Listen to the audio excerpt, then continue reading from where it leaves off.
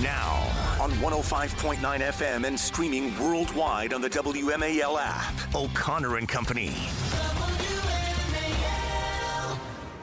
6:37 now on a Friday morning, right here in your nation's capital, Washington, the District of Columbia, and the greater Washington metro area, the entire Commonwealth of Virginia, state of Maryland. The DMV. Into West Virginia as well, and nationwide, worldwide, actually across the universe via the World Wide Web.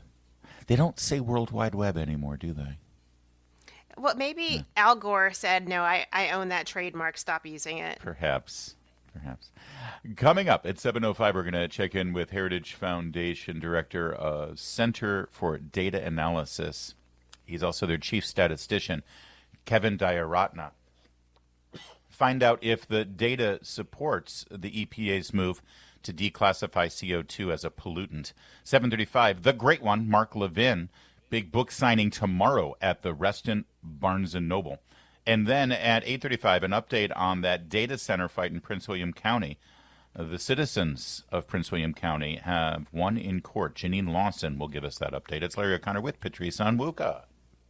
Get down on it, Larry. Are you getting down on it? I was going to ask, but I didn't want to. I'm boogieing it just a little bit. Right. My arms are moving. You know who else is boogieing? Tim Graham, executive editor at NewsBusters Media Research Center. Tim, one of your duties there is to monitor the late-night shows because they become more political than some of your primetime cable news shows lately. Yeah, well, it's true, and especially when you do the counts, with Colbert being what he has become, yes. When CBS canceled and the left got so upset, it's like, well, here's why. Mm-hmm. It's like the Bernie Sanders, Elizabeth Warren show. That's why they're upset.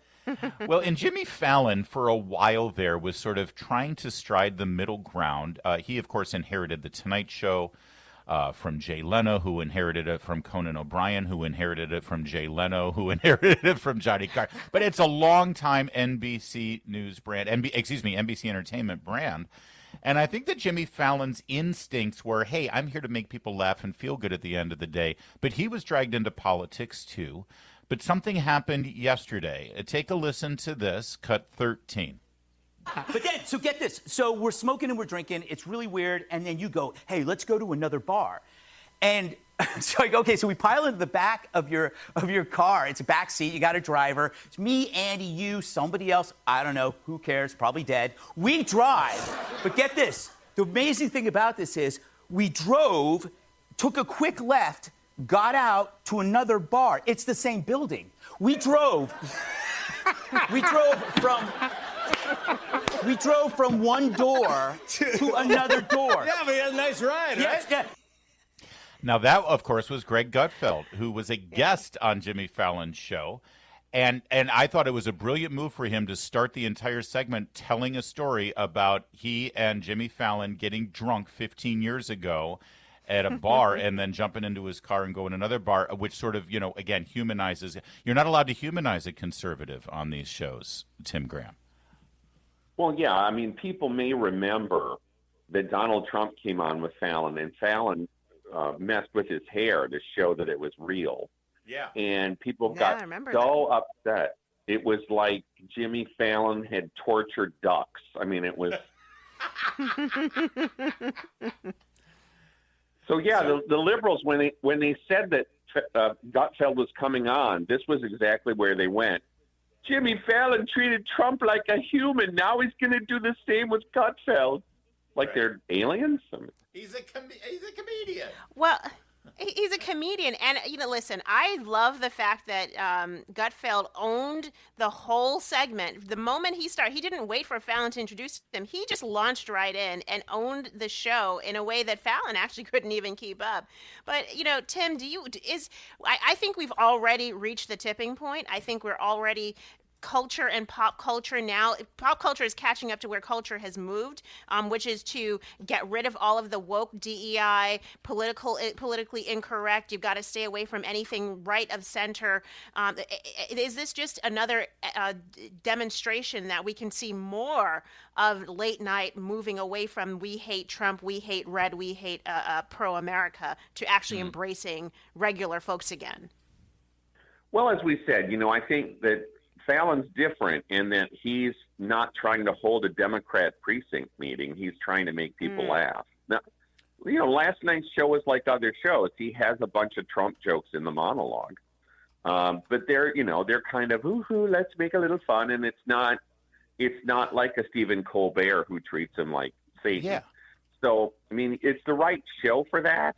And, I think it just signals that, yes, that Fallon's trying to say that we're not going to treat half the country like they're evil. And, that's a good thing. And, by the way, Tim, guess who else has a bunch of Trump jokes in his monologue? Greg Gutfeld.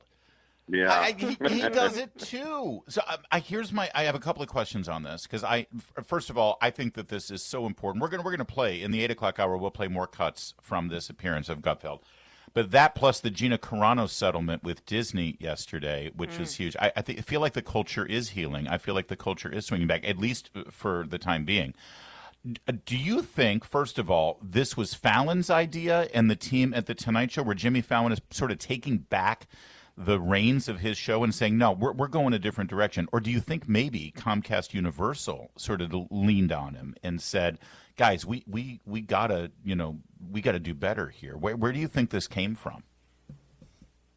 I'm guessing Fallon, because they also have the Seth Meyers show on. I mean, and that's a horrible, Comrade Seth, more true. Bernie Sanders. Yes, but that's true. What's interesting is that Comcast has been one of the most DEI type of networks or companies. So I would be surprised Comcast let this happen.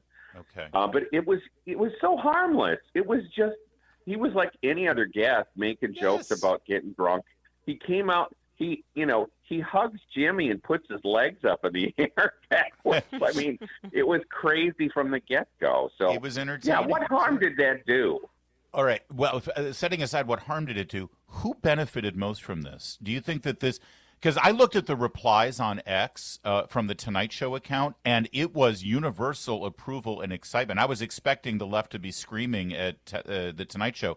They weren't. I feel like a big chunk of that giant Fox News audience from the Five or from Gutfeld actually tuned in to the Tonight Show for the first time in years. Or do you think that Greg Gutfeld benefits most by being seen as a mainstream entertainment property? I think it's both. I think the left hates the idea that it promoted Gutfeld, not just his show, but his game show on Fox Nation.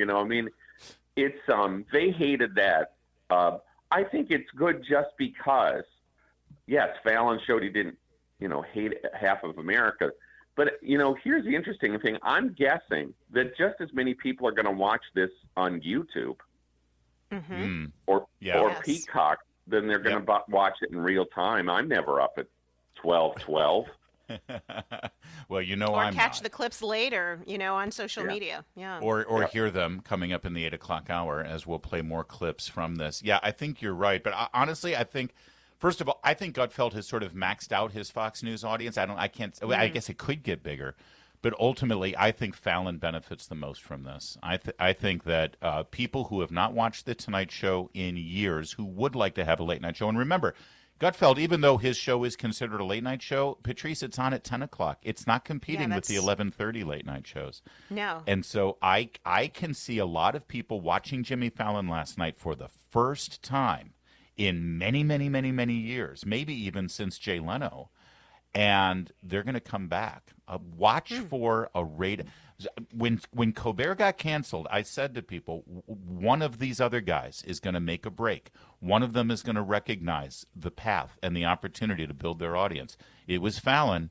And Tim Graham, I keep an eye on it, but I think he's going to see a surge. Well, this is the point where I try to tell people, I knew Greg Gutfeld when. Yes. National Journalism Center. Fall There you session, go. 1987. I knew him then. Young America's Foundation, National Okay. Journalism Center. He's one of our great alums. I'm on the board at NJC, as you know, Tim, and you're right. We all take ownership of him. Oh, to hell with that, Graham.